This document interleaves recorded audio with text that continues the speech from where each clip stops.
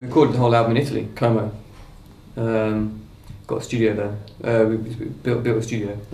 It's kind of I live quite close to it, not in it, but like like walking distance.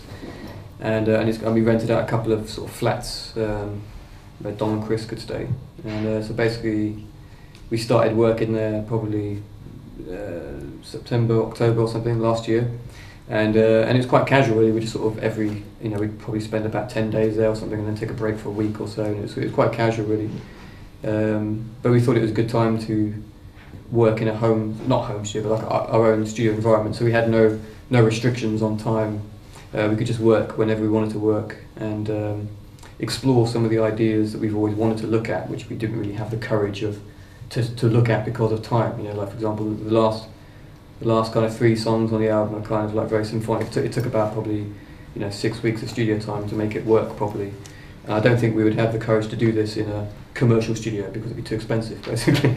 So it's nice to have a home studio because you can work more. Sometimes you can work more creatively, more explore more ideas.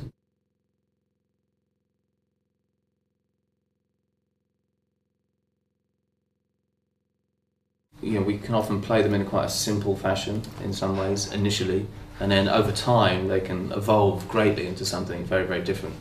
And that's that seems to be the process that always happens. The songs really take on quite a journey in the studio, and every song's different in the way you approach it, I suppose. Get some mics out. Get a few mics out, yeah, mic up the kit, and but. I think that we started this time like playing everything quite live, quite 3-piece sounding, and then which sounded pretty good. But then we took it apart a little bit, and then and continued to experiment a little more with different sections of songs. And it seemed like once every song had really developed its own individual character of some kind of sort, that's when we knew it was pretty much coming towards the end of the recording, or definitely heading in the right direction.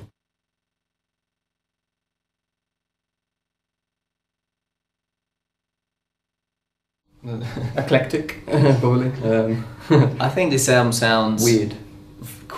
It sounds very much like the sound of Muse, if there's such a sound. We produced it by ourselves, and I think for that reason it was almost like defining the kind of sound, or many of the different influences and sound of the band that we've come across in the past, and bringing it all together and kind of focusing it a little bit more than we have done in the past. But still experimenting a lot with new musical ideas that we've never touched on before, or, like Matt said, maybe not had the courage to do in the past.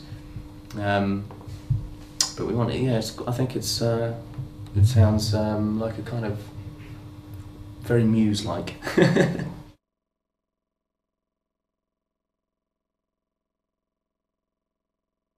Yeah, you always have doubts with anything you do. Sometimes really, really difficult doubts.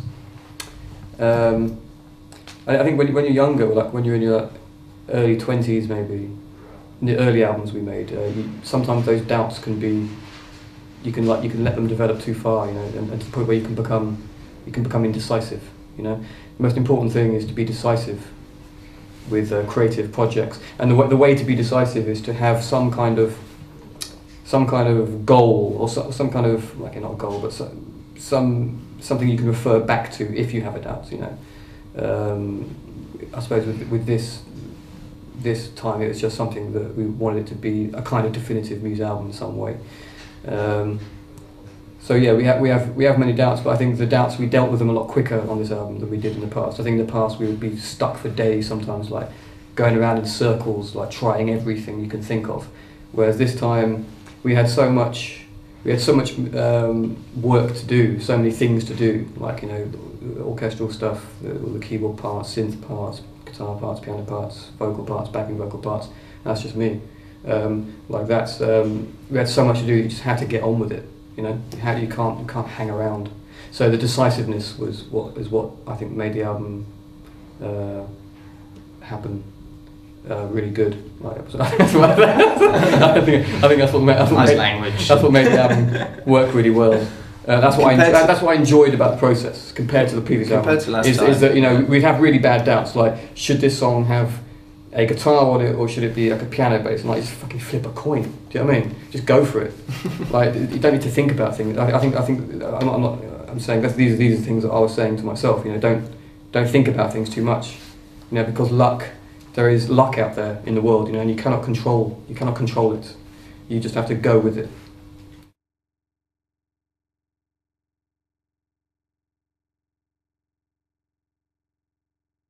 It would be an insult to your country for me to try to speak in French. Really, I cannot speak. Basically, I took the script. I took the text is from well, the music and the text for this section is from opera from Camille Saint-Saëns. Yeah, Camille. He's called Camille. Yeah. Good guy. And and he wrote a great opera, Samson and Delilah, based on the biblical tale, and it's it's got like probably the most. One of the best arias ever, you know, inside it. Really great aria, and but it's in the French language, and I'm terrible with French, but I really love this piece of music because the whole song was kind of influenced by this opera, really. I mean, the music not so much, but the lyrics were the idea, that Samson and Delilah story, the idea that there's this, you know, this woman sort of tempting him to give up his. You know, the Israelites or something. something in the Bible. But basically, but yeah, went with it. And, but I thought it'd be nice to have a little reference to that because that's what the song was influenced about. And then I realised I had to try and sing it in French. The original idea was I was going to try and translate it into English, but it didn't. It sounded really bad, so I thought I'd just try and do it in French. I mean, it's répond à ma tendresse or something. Yeah.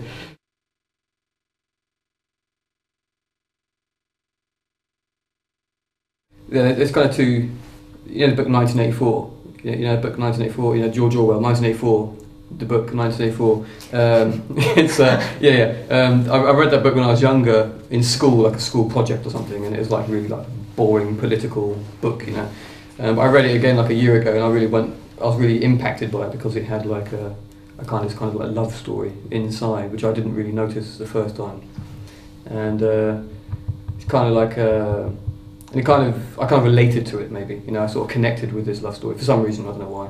And so quite a few of the songs have got an influence there's some lyrical gestures towards this book and, you know, some of the stories in the book.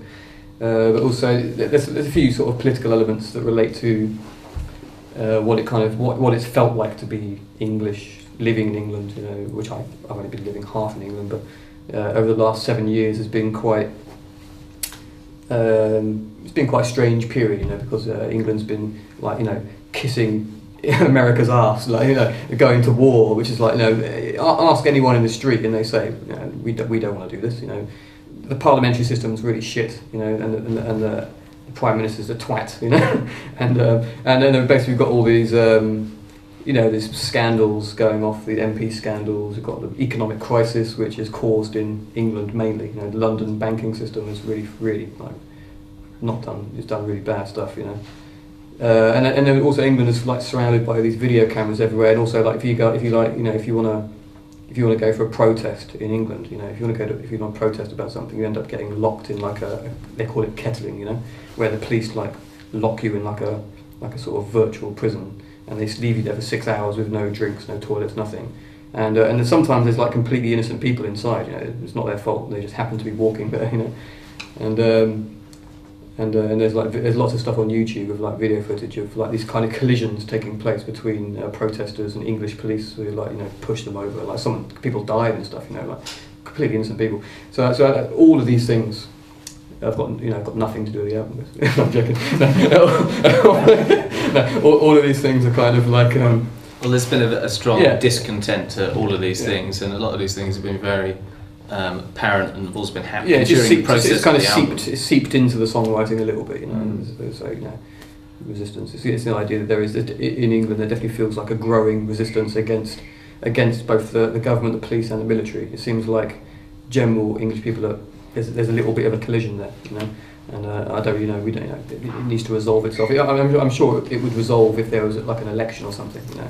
But because English people feel like they have no say, you know, like no democratic opinion, or, you know, it's just ignored, you know. So I think that's kind of one of the influences, as well as the sort of the love story from this book, 1984, the sort of connection between the two, something like that. You know, it's vague, you know. But you wing it, you know. You wing it half the time.